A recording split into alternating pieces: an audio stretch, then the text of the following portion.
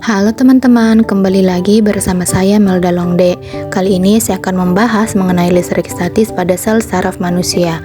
Nah, listrik statis pada tubuh manusia itu berkaitan dengan komposisi ion-ion yang ada dalam tubuh manusia itu sendiri. Teman-teman, kenapa ya saat kita digigit nyamuk, kita akan merasa gatal dan kemudian refleks untuk menggaruknya? Nah, saat dendrit menerima rangsangan misalnya gigitan nyamuk, badan sel akan meneruskan impuls rangsangan ke akson.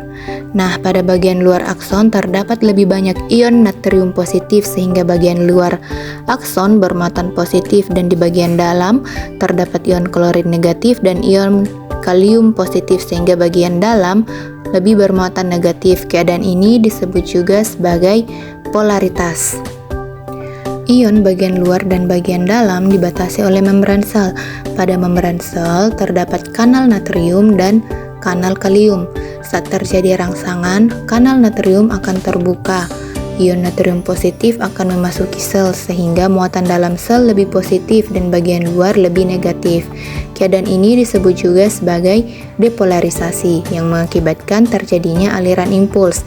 Saat impuls mencapai sinapsis, neurotransmitter atau zat kimia yang berfungsi sebagai pembawa pesan akan dilepaskan dari suatu sel saraf, mengakibatkan impuls diteruskan ke sel saraf berikutnya. Impuls ini kemudian akan terus berpindah dari satu sel saraf ke sel saraf lainnya hingga diterima oleh otak. Otak kemudian akan merasakan gatal pada bagian tubuh yang digigit nyamuk dan kemudian otak akan memberikan perintah pada tangan. Sinyal ini kemudian akan dibawa neuron hingga ke tangan. Lalu, tangan akan menggaruk bagian yang gatal. Selanjutnya, saya akan membahas mengenai listrik statis pada hewan, terutama pada belut listrik. Nah, belut listrik memiliki organ listrik yang mengandung sekitar 6.000 sel khusus yang disebut elektrosit. Sel-sel ini menyimpan daya seperti baterai kecil. Saat belut listrik mendeteksi mangsanya atau merasa terancam, otak akan mengirimkan sinyal melalui sistem saraf ke organ listrik.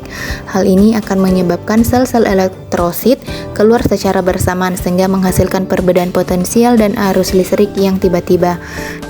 Nah, demikian penjelasan dari saya. Semoga menambah wawasan kita semua. Terima kasih sudah menonton. Bye-bye.